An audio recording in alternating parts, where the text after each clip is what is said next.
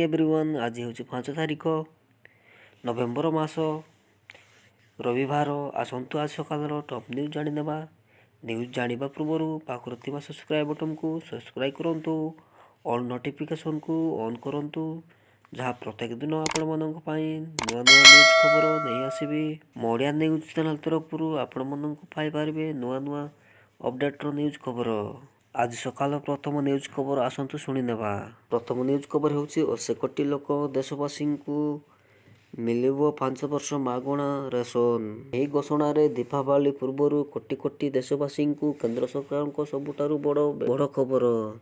दीपावली रे देशवासी पई आसीछि एक खुशी खबर। मागणा रेशन कार्ड को नहीं बड़ घोषणा करचंती मोदी सरकार। प्रधानमंत्री गरीब कल्याण योजना आधार रे देशवासी बड़ घोषणा करचंती केंद्र सरकार। देशर प्राय 80 कोटी लोक प्रति मासरे राशन मिली थाए। प्रधानमंत्री गरीब कल्याण योजना अधीन रे 5 वर्ष पाई मागणा राशन कार्ड देवाकू घोषणा करचंती प्रधानमंत्री नरेंद्र मोदी शनिवार दिन देशर कोटी कोटी लोकंकु दीपावली भेटी देचंती। केंद्र सरकार मागणा राशन कार्ड योजना प्रधानमंत्री गरीब कल्याण योजना को 5 वर्ष पाई वृद्धि करने को घोषणा करचंती। एही योजना रे अधीन रे देशर कोटी कोटी गरीब लोक उपकृत हेबाकू जाउछंती। गोटे सप्ताह पूर्व एही बड़ घोषणा करचंती सरकार। नेशनल फूड सिक्योरिटी अधीन रे हिताधिकारियों को चाउल, गहम एवं चीनी परी सब्सिडी युक्त खाद्य शस्य बंटन करबा पई एथिरे इलेक्ट्रॉनिक पॉइंट ऑफ विक्रय EPOS उपकरण व्यवहार कर अंतर्भुक्त सटीक एवं निरपेक्ष बंटन को सुनिश्चित करबा पई हिताधिकारी माने छत्तीसगढ़ दुर्ग रे एक साधारण सभा को प्रधानमंत्री आह्वान करथिले। एही समय मध्यम से मागणा रेशन कार्ड योजना को 5 वर्ष वृद्धि करबा को घोषणा करथिले। सभा रे करबा बेले सभा को संवादित करथिबा बेले पीएम मोदी प्रधानमंत्री गरीब कल्याण योजना विषय रे कहिचंती। देशर 80 कोटी लोक आउ 5 वर्ष पाई मागणा राशन जोगाई देवाकू निष्पत्ति नेइछंती। लोकंको भल पाइबा एवं आशीर्वाद एही बोली निष्पत्ति नेबार सहायक थाए बोली पीएम मोदी कहिछंती। कोरोना महामारी परे केंद्र सरकार प्रधानमंत्री गरीब कल्याण योजना आरंभ करथिले।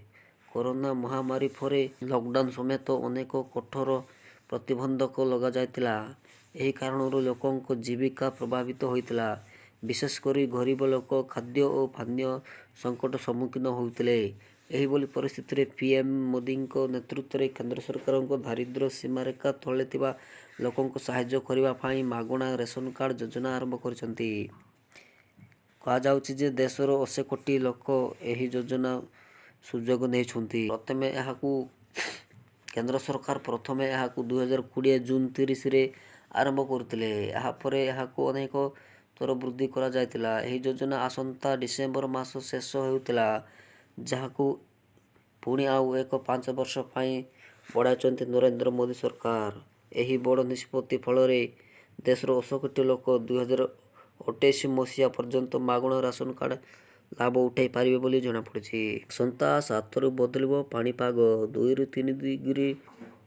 3 डिग्री खसिबो रातिर तापमात्रा। राज्य रे आसंता 7 रु बदलिबो पाग। पश्चिम जोड़ और पूर्वावली वायु प्रभाव रे राज्यर विभिन्न स्थान रे हालुकारु मध्यम धरण वर्षा लागि रहिछि। केन्दुझर एवं मयूरभंज जिलार केतेक स्थान रे आज प्रबल वर्षा मध्य देखा मिली। रविवार उपकूल ओडिशा समेत केन्दुझर, मयूरभंज, ढेंकानाल, कंधमाल, कलाहांडी, नवरंगपुर, रायगड़ा, मालकानगिरी और कोरापुट आदि जिले में विभिन्न स्थान में हालुका मध्यम धरण वर्षा हेबार संभावना रही। भुवनेश्वर पाणीपाग सूचना अनुसार यह सूचना देछंती। 5 और 6 तारिख जाए राज्यर विभिन्न स्थान में वर्षा जारी रहिबा बोली पाणीपाग विभाग स्पष्ट करिछि। परे आसंता 7 रु राज्य रे तातीर पारद खसिबा बोली अनुमान करा जायछि। पाणीपाग विभाग फल रे धीरे धीरे तापमात्रा खसिबो और ठंडा आरंभ हेबो बोली जଣା पड़िछि। एही मुख्यमंत्री शिक्षा पुरस्कार प्रदान करबाकू 14टी भाग रे विभक्त करछंती।